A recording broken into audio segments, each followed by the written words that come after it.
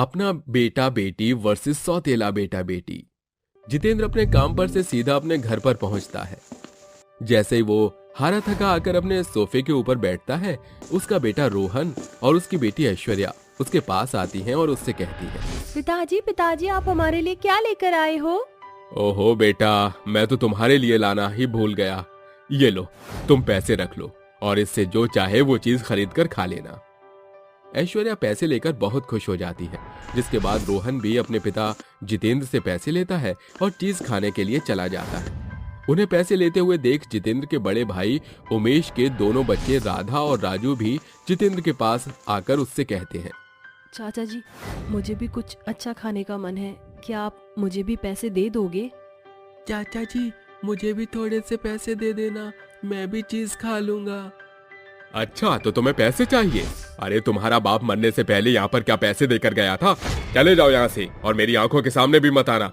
जितेंद्र ऐसा कहकर उन दोनों को वहां से भगा देता है, जिसके बाद अनीता जितेंद्र के पास आती है और उससे कहती है, अरे आपने इन दोनों बेचारे बच्चों को अपने पास से भगा क्यों दिया? ये भी तो आपके बड़े भाई के ही बच्चे हैं। हाँ, तो मैं क्या करूं? क्या मैं इन दोनों को पाल नहीं रहा हूं? अरे इन्हें 2 वक्त की रोटी इस घर के अंदर मिल रही है, तो क्या ये चुपचाप 2 वक्त की रोटी खा नहीं सकते? अनीता जितेंद्र की बातें सुनकर शांत हो जाती है, जिसके बाद वो चुपचाप अपने काम करने चली जाती है। वहीं दूसरी तरफ अगले दिन जैसे ही सवेरा होता है, रोहन और ऐश्वर्या दोनों स्कूल जाने के लिए तैयार हो जाते हैं। पिताजी पिताजी, आज हमें स्कूल के लिए काफी देर हो गई है और हमारी बस भी निकल गई है, आप हम दोनों को स्कूल छोड़ाओ। अगर मुझे स्कूल में लेट हो गए तो टीचर हमें बहुत डांटेंगे, प्लीज पिताजी हमें स्कूल छोड़ाओ। अरे इसमें बोलने की क्या बात है, तुम दोनों मेरे बच्चे हो, मैं तुम्हें स्कूल क्यों नहीं छोड़ने जाऊंगा। चलो मेरे साथ बाइक पर बैठ जाओ। जितेंद्र अपने दोनों बच्चों को बाइक पर बिठा लेता है, जिसके बाद राधा और राजू जितेंद्र से कहते हैं, चाचा जी, हमें भी स्कूल पढ़ने का बहुत मन है, आप हमें भी स्कूल में दाखिला दिलवा दो ना। हाँ चाचा जी, मैं भी पढ़ लिख कर आपके लिए कुछ करना चाहता हूँ। तुम दोनों को मेरे लिए कुछ करने की कोई जरूरत नहीं है, और हाँ, पढ़ाई छोड़ो, घर के कामों में अपना ध्यान लगाओ। ऐसा कहकर जितेंद्र अपने दोनों बच्चों को लेकर स्कूल पहुंच जाता है, जिसके बाद वो वहीं से अपने ऑफिस के लिए भी निकल जाता है। वहीं दूसरी तरफ अनीता राजू और राधा को लेकर एक सरकारी स्कूल में पहुंच जाती है और वहां उन दोनों का दाखिला करवा देती है। ये एक सरकारी स्कूल बेशक है, लेकिन तुम दोनों को यहाँ से अच्छे से पढ़ाई लिखाई करनी है ताकि तुम अपने फ्यूचर में कुछ बन सको। चाची, मैं आपको जब भी देखती हूँ मुझे अपनी माँ की याद आती है। आज अगर माँ जिंदा होती तो वो आपको देखकर बहुत खुश होती। पता नहीं क्यों चाचा जी हमारे साथ बहुत बुरा बर्ताव करते हैं। आखिर हमारा कसूर क्या है और हमने ऐसा क्या किया है जिसकी वजह से वो हमारे साथ ऐसा करते हैं? राजू की बात सुनकर अनीता सोच में पड़ जाती है और वो अपने मुंह ही मुंह में कहती है, अपने बेटा बेटी तो अपने ही होते हैं और दूसरे के बेटा बेटी दूसरे के ही होते हैं। सारी बात बस यहीं तक सीमित है। अगर तुम्हारे चाचा जी इस बात को सही से समझे तो मैं तुम्हारे साथ ऐसा बर्ताव कभी नहीं करती। लेकिन तुम चिंता मत करो, जो भी तुम्हारी ख्वाहिश होगी मैं जरूर पूरी करूंगी। अनीता अपने दोनों बच्चों के साथ साथ अपने जेठ और जेठानी के दोनों बच्चों को बराबर प्यार करती है। वहीं दूसरी तरफ जितेंद्र केवल अपने ही बच्चों को प्यार करता है और अपने बड़े भाई के बच्चों के साथ बहुत बुरा बर्ताव करता है। देखते ही देखते अब वो चारों बच्चे बड़े हो जाते हैं, जिसके बाद ऐश्वर्या और रोहन दोनों अपने शहर के सबसे बड़े कॉलेज में पहुंच जाते हैं। वहीं दूसरी तरफ राधा और राजू पार्ट टाइम नौकरी करके अपने कॉलेज की फीस का जुगाड़ करते हैं। लेकिन इतने सालों में जितेंद्र का बर्ताव उनके प्रति जरा भी नहीं बदलता। एक दिन अनीता जितेंद्र से कहती है, सुनिए जी, राधिका की अब उम्र हो गई है, हमें उसके लिए लड़का ढूंढ लेना चाहिए। अरे मैं क्यों उस लड़की के लिए कोई लड़का ढूंढूं? मैं तो उसकी शादी किसी राह चलते गरीब फकीर से करवा दूंगा, ताकि मुझे इसकी शादी में कोई खर्चा न करना पड़े। आप ये कैसी बातें कर रहे हो?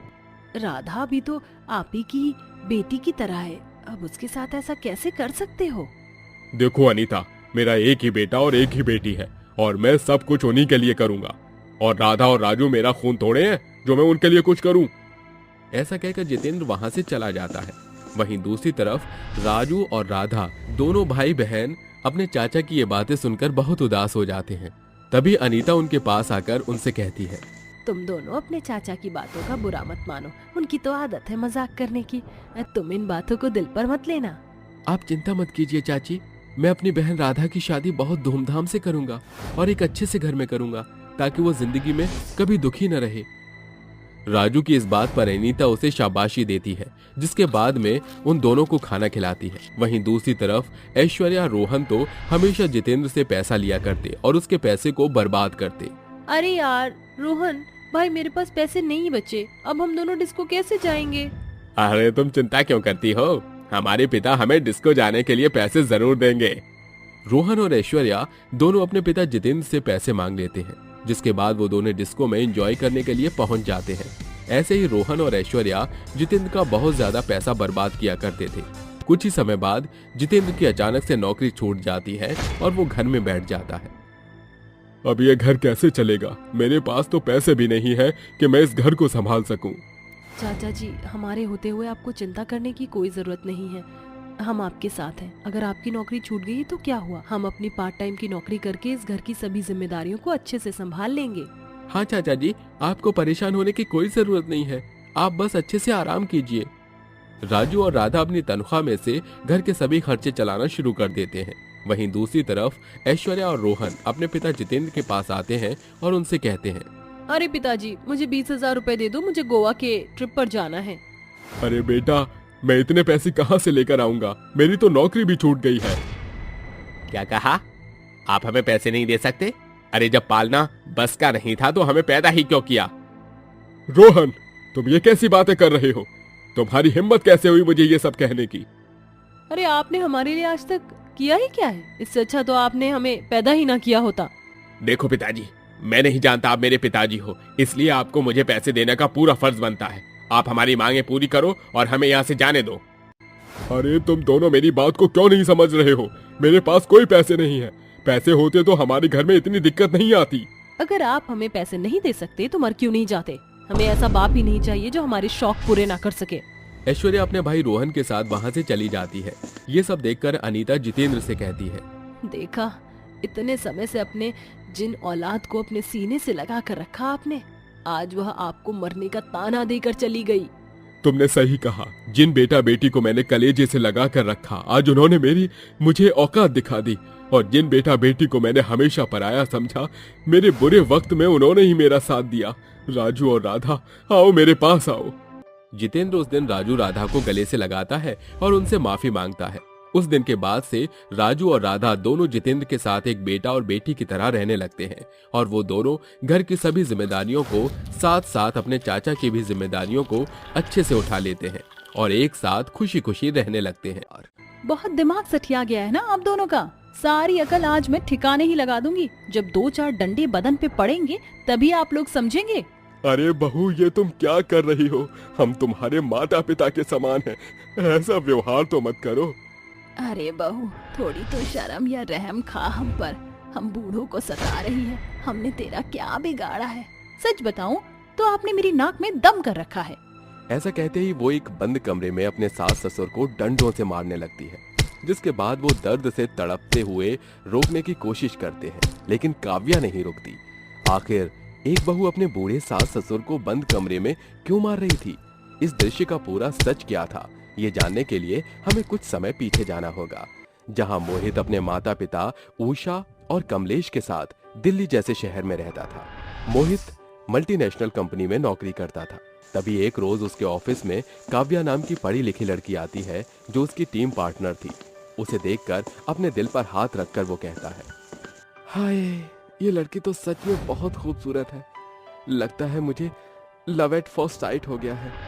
दिल दिया गल्ला करांगे नाल नाल बेके, अख नालक तू मिला के, दिल दिया गल्ला। तभी मोहित काव्या से बातचीत कर उससे शादी कर लेता है। ऐसे ही 2 दिन बाद सास उषा अपनी बहू काव्या से कहती है, काव्या बहू, आज तूने कुछ चाय नाश्ता नहीं बनाया, मैंने कहा था ना तुझे तीसरे दिन से तू बनाएगी। मैं क्यों बनाऊं? आपकी बात कोई पत्थर की लकीर है जिसे मैं मान लूं? मेरी अभी अभी शादी हुई है और आप मुझे घर के काम में उलझा रही हैं। ये नहीं कि अपने बेटे के साथ थोड़ा वक्त बिताने दो, वो काम ही करता रहता ऑफिस में, हम साथ ही नहीं रह पाते थे। बहू, तो कौन सा मैंने तुम दोनों को अलग कर दिया? सुबह का नाश्ता नहीं बनाएगी? देखिए माँ जी, मैं नौकरानी की तरह खाना बनाने या झाड़ू बर्तन साफ करने नहीं आई हूँ। बहू भला मैंने तुझे ऐसा भी क्या कह दिया? आखिर शादी के बाद ये घरेलू काम तो हर बहू करती है। आप ऐसे नहीं मानेंगी, मुझे मोहित को ही बुलाना होगा। मोहित, मोहित, जल्दी आइए। देखिए ना माँ जी मुझसे किस तरीके से बात कर रही हैं। तभी चीख चीख कर काव्या मोहित को बुला लेती है, जिसकी आवाज सुनकर ससुर कमलेश भी आ जाता है।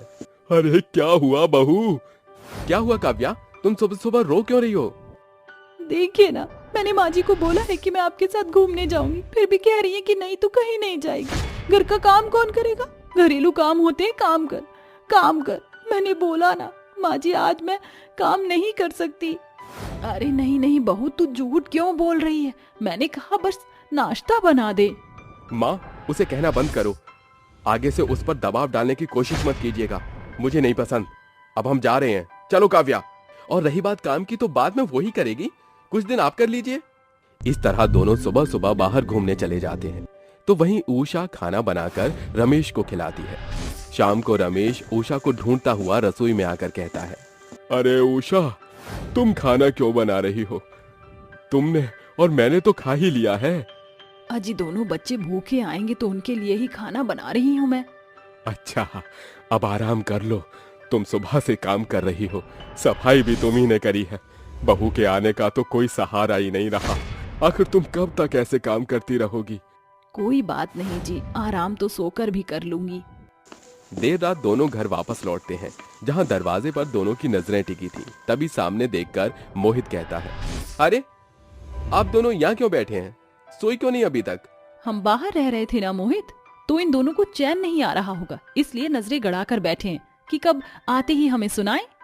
नहीं नहीं बहू, हम सो गए तो तुम दोनों के लिए दरवाजा कौन खोलता, इसलिए जगे हुए थे। देख रहे हो मोहित, ये तो हमें नालायक समझते हैं। अरे जब हमें पता है हम लेट हो जाएंगे और दूसरी चाबी से घर में आ सकते हैं, फिर भी नजरें गड़ाए हुए हैं। लेकिन नहीं, ये तो यही जताना चाहते हैं कि हम दोनों इन्हें कितना परेशान करते हैं। माँ, पिताजी, अब हम घूम भी नहीं सकते हैं क्या? अरे हद हो गई। चलो काव्या, हम सो जाते हैं, वैसे भी मुझे कल जल्दी ऑफिस जाना है। इस तरह दोनों सोने चले जाते हैं। वहीं परेशान होकर बूढ़े दंपत्ति कहते हैं, अजी मेरे बेटे को पता नहीं क्या हो गया है, जब से बहू आई है बदल गया है। सिर्फ उसकी बात सुनता है और हमें गलत समझता है। अरे तुम बिल्कुल ठीक कहती हो, न जाने आगे क्या क्या होने वाला है। आज तक हमारा बच्चा कभी हम पर ऐसे नहीं चिल्लाया। सुबह जल्दी तैयार होकर मोहित ऑफिस चला जाता है। वहीं आंखें बड़ी बड़ी करके झाड़ू और पोछा अपने सास ससुर को थमाकर काव्या कहती है, ओ मेरे पिया की बूढ़ी माँ बाप, बहुत आराम फरमा लिया, अब चलो काम करो। माँ जी झाड़ू लगाइए और ससुर जी आप घर को चमका दीजिए दोनों मिलकर। बहू तूने मुझसे कहा, समझ आता है अपने ससुर जी से भी ऐसे बात कर रही है। लाज और शर्म भूल कर आई है क्या? आपकी हिम्मत कैसे हुई मुझे ऐसा बोलने की? और मेरी लाज शर्म तो टमाटर लेने गए। अगर मेरे खिलाफ आपने मोहित से कुछ भी कहा तो अंजाम बहुत बुरा होगा। जल्दी जल्दी सफाई कीजिए। तभी दोनों बहू की बातों से डरकर घर का काम करने लगते हैं। कुछ देर बाद काव्या बेड पर बैठे हुए नाखून घिसते हुए कहती है, अरे माँ जी, पापा जी, कहाँ मर गए दोनों? अरे मेरे पाँव में दर्द हो रहा है, जरा आकर दबा दो। अरे क्या हुआ बहू? हाँ बहू, तू चीखी क्यों? मेरा पैर दबा दीजिए, बहुत दर्द हो रहा है। पर बहू। क्या बहू? दबाती हो या आपके बेटे को भड़काना चालू करूं फिर से? तभी दोनों अपनी बहू के पैर दबाने लगते हैं। इस तरह काव्या अपने पति के पीठ पीछे अपने सास ससुर के साथ बदतमीजी करती है, उन पर अत्याचार करती है। बेचारे बूढ़े माँ बाप डर के मारे अपने बेटे से कुछ कह भी नहीं सकते थे। शाम को सास ससुर पानी के लिए तड़प रहे थे, मगर काव्या उन्हें पानी नहीं पीने देती। फिर वो जब गिलास लेकर आती है तो उसे भी गिराकर कहती है, माँ जी, पापा जी, आपको पानी पीना था पर मेरे हाथ से गिर गया। मैं नौकरानी थोड़ी हूँ, जाकर खुद पी लीजिए। और हाँ, आपका बेटा आ रहा है तो दोनों मुंह बंद करके अपने कमरे में चले जाइए। ठीक है बहू।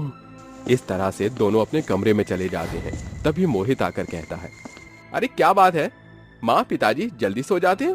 हाँ, मुझे बिल्कुल भी नहीं दिखाई देते और सुबह भी मैं ऐसे ही चला जाता हूँ उनके उठने से पहले। तो क्या हुआ, मुझे देख लिया करो, उन्हें तो हमेशा ही देखते आए हो। चलो खाना खा लो। तभी दोनों खाना खाने आते हैं, पर काव्या उन्हें खाना नहीं देती है।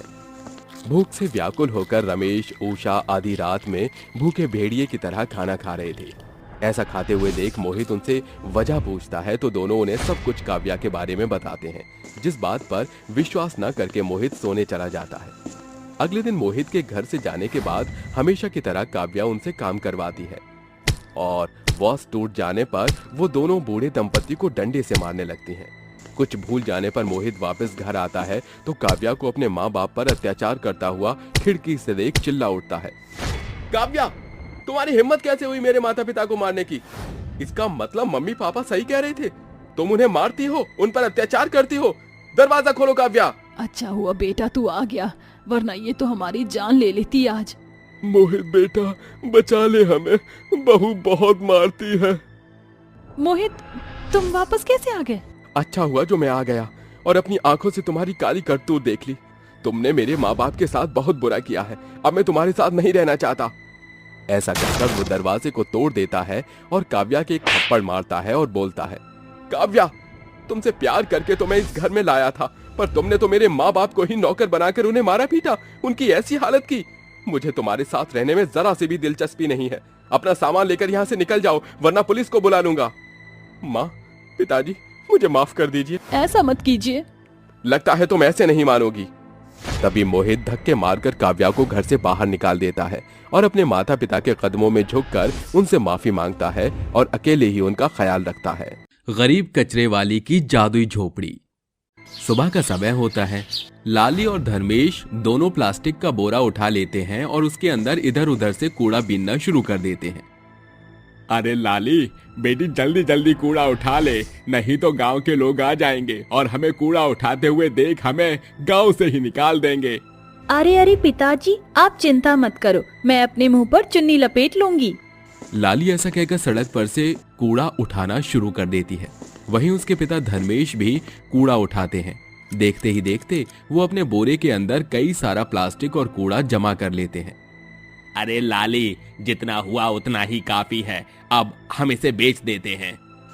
धर्मेश और लाली दोनों बाप बेटी मिलकर इकट्ठा किया हुआ कूड़ा एक कबाड़ी की दुकान पर ले जाते हैं, जहां वो प्लास्टिक और गत्ता अलग अलग छांट कर बेचना शुरू कर देते हैं, जिसके चलते उन्हें कबाड़ी वाला 50 रुपए दे देता है। चलो अच्छा हुआ, कुछ पैसे तो मिले, अब हम इन पैसों से तुम्हारी माँ की दवाई ले आएंगे। लाली और धर्मेश दोनों एक मेडिकल स्टोर से दवाइयां खरीदते हैं और वापस अपने टूटे फूटे घर में पहुंच जाते हैं, जिसके बाद वो अपनी पत्नी केसरी को दवाइयां देते हुए कहता है, केसरी, ये लो दवाई खा लो, तुम दवाई खाकर जल्दी से ठीक हो जाओगी। धर्मेश के कहने पर केसरी दवाई खा लेती है। अजी, आपके पास तो दवाई लाने के बिल्कुल पैसे भी नहीं थे, फिर आप ये दवाई कहाँ से लेकर आए हो? केसरी के ऐसा पूछते ही धर्मेश की आंखों में आंसू आ जाते हैं। तभी लाली कहती है, माँ, आज हमने कूड़ा बीना था, जिसके चलते हमें 50 रुपए मिले, हम उन पैसों से आपकी दवाई लेकर आए हैं माँ। ये सुनते ही केसरी रोने लगती है और उसे कुछ समझ नहीं आता। तभी उनके दरवाजे पर गांव के लोग पत्थर मारना शुरू कर देते हैं। अरे बाहर निकल धर्मेश, तेरी हिम्मत कैसे हुई इस घर में रहने की? अरे इन गंदे और दलित लोगों को इस गांव में रहने का कोई अधिकार नहीं है, इन्हें अभी के अभी यहाँ से निकालो। जैसे ही धर्मेश लाली के साथ बाहर आता है, गांव के सभी लोग उसे गांव छोड़ने के लिए कहते हैं। आज सुबह ही गांव के एक आदमी ने तुझे और तेरी बेटी को सड़क पर कूड़ा बीनते हुए देखा है। अब तू इस घर में एक पल भी नहीं रह सकता, अभी के अभी इस घर से निकल जा। मुझे माफ कर दो, मेरी कोई गलती नहीं है। अगर मैं ये काम नहीं करता तो मेरी पत्नी मर जाती, मुझे दवाइयों की सख्त जरूरत थी। एक दलित इंसान इस घर में नहीं रह सकता, अभी के अभी इस घर को छोड़कर चला जा। गांव के सभी लोग उन्हें वहां से निकाल देते हैं, जिसके बाद धर्मेश अपनी पत्नी और अपनी बेटी को लेकर यहाँ से वहां भटकने लगता है। तभी उसे एक कूड़े का खदान दिखाई देता है। देखो हम कहाँ जाएंगे, हमारे पास जाने का कोई दूसरा रास्ता नहीं है, हमें इस कूड़े के ढेर के बीचों बीच रहना पड़ेगा। ऐसा कहकर धर्मेश उस कूड़े के खदान के बीचों बीच एक झोपड़ी बना लेता है। उनकी झोपड़ी के चारों तरफ कूड़ा ही कूड़ा नजर आता है। धर्मेश उस कूड़े में से कुछ प्लास्टिक निकालकर कबाड़ी की दुकान में बेच देता है, जिसके चलते थोड़े पैसे मिल जाते हैं और वो खाने का कुछ सामान लेके आता है। लाली, लाली इसे बना ले। लाली फौरन चारों तरफ से थोड़ा बहुत साफ करती है और एक चूल्हा बनाकर उस पर खाना बनाना शुरू कर देती है। खाना बनने के बाद सभी लोग वहीं बैठकर खाना खाते हैं। तभी वहां पर एक गाय कूड़ा कचरा खाते खाते वहां पहुंच जाती है। हे भगवान, जरा देखिए वो बेचारी गाय भूखी प्यासी कूड़ा कचरा खा रही है। हमें अपने अपने हिस्से से थोड़ा बहुत खाना उसे भी दे देना। केसरी की बात मानकर धर्मेश अपने हिस्से का सारा खाना उस बेचारी गाय को दे देता है, जिसके बाद वो गाय खाना खाने के अचानक से देवी के रूप में बदल जाती है। मैं एक देवी हूँ और तुम्हारी परीक्षा लेने के लिए यहाँ पर आई थी। तुम लोग बहुत अच्छे हो, मैं तुमसे बहुत प्रसन्न हुई। आज के बाद तुम लोग कभी गरीब नहीं रहोगे। तुम्हारी ये झोपड़ी आज से मामूली झोपड़ी नहीं बल्कि एक जादुई झोपड़ी होगी। जो तुम इससे मांगोगे तुम्हें वो सब मिल जाएगा। ऐसा कहने के बाद देवी माँ वहाँ से गायब हो जाती हैं। क्या सच में अब हमारी ये झोपड़ी मामूली सी झोपड़ी नहीं बल्कि जादू झोपड़ी है? अगर मैं इससे ढेर सारा पैसा मांगूंगी तो क्या ये झोपड़ी हमें दे देगी? लाली के इतना कहते ही झोपड़ी के अंदर से कई सारे पैसे निकल आते हैं, जिन्हें देखकर लाली, धर्मेश और केसरी हैरान रह जाते हैं। अरे वाह, मुझे तो यकीन ही नहीं होता, देवी माँ का ये वरदान सच हो गया। ये झोपड़ी आज के जादू की झोपड़ी बन गई। धर्मेश पैसों से अपने लिए एक मकान बनाता है, जिसमें वो अपने परिवार के साथ रहने लगता है। एक दिन उनके घर में खाने के लिए कुछ नहीं होता। वो जादुई झोपड़ी के पास जाता है। ए जादुई झोपड़ी, हमारे पास खाने के लिए कुछ भी नहीं है। हमें ढेर सारा खाना दे दो ताकि हम उस खाने को खा सकें और गरीबों में बांट सकें। धर्मेश के इतना कहते ही जादुई झोपड़ी के अंदर से ढेर सारा खाना निकलकर प्रकट हो जाता है, जिसके बाद धर्मेश उस खाने को ले जाता है और अपनी पत्नी और अपनी बेटी लाली को खिलाता है। बचा हुआ खाना वो मंदिर के बाहर कुछ गरीब लोगों में बांट देता है। अरे भगवान तुम्हारा भला करे। अरे तुम सदा ऐसे ही लोगों की मदद करते रहो। आज तुमने कई गरीबों को खाना खिलाकर बहुत अच्छा काम किया है। भगवान तुम्हारा संसार ऐसे ही सुखी रखे। लोगों की दुआ लेकर धर्मेश वापस अपने घर आ जाता है, जिसके बाद उसकी सभी परेशानियां दूर होने लगती हैं। एक दिन उसके मन में एक ख्याल आता है। क्यों ना मैं इस कचरे वाली जमीन को ही खरीद लूं, लेकिन उसके लिए मुझे बहुत सारा पैसा चाहिए होगा। ऐसा सोचकर धर्मेश अपनी जादुई झोपड़ी के पास जाता है और कहता है, मुझे ये कचरे की जमीन खरीदनी है, जिसके लिए मुझे बहुत सारे पैसे चाहिए। क्या जादुई झोपड़ी मुझे बहुत सारे सोने के सिक्के मिल सकते हैं? धर्मेश के इतना कहते ही जादुई झोपड़ी के अंदर से बहुत सारे सोने के सिक्के निकलकर सामने प्रकट हो जाते हैं, जिसके बाद धर्मेश उन सभी सोने के सिक्कों को लेकर गांव के मुखिया के पास जाता है और उससे कहता है, मुखिया जी, आपने मुझे इस गांव से तो निकाल दिया, लेकिन मैं इस गांव के कचरे वाली जमीन को खरीदना चाहता हूं और उस जमीन की मुंह मांगी कीमत भी देने को तैयार हूं। ऐसा कहकर धर्मेश ढेर सारे सोने के सिक्के मुखिया के सामने रख देता है, जिसके बाद मुखिया का मुंह बंद हो जाता है और वो तुरंत जमीन धर्मेश के नाम कर देता है और वापस अपने घर आ जाता है। पिताजी, ये आपके हाथों में किस चीज के पेपर है? बिटिया, मेरे हाथ में ये उस जमीन के पेपर है जिस जमीन पर हमारी जादुई झोपड़ी है। आज के बाद हमारी जादुई झोपड़ी को कोई खराब नहीं कर सकता। हम जब चाहें उससे कुछ भी ले सकते हैं। ये सुनने के बाद लाली बहुत खुश होती है, जिसके बाद धर्मेश कूड़े कचरे का बहुत बड़ा बिजनेस शुरू कर देता है और कूड़े कचरे को रिसाइकिल करके बहुत पैसा कमाता है, जिसके चलते वो बहुत अमीर हो जाता है। अब उस गांव में कोई भी कूड़ा कचरा बेचता या कूड़े कचरे का काम करता तो गांव वाले उसे बाहर नहीं निकालते, क्योंकि गांव वाले समझ जाते हैं कि कोई भी काम छोटा या बड़ा नहीं होता, सिर्फ काम करने की अच्छी लगन होनी चाहिए। इंसान हर काम में अपनी तरक्की कर सकता है।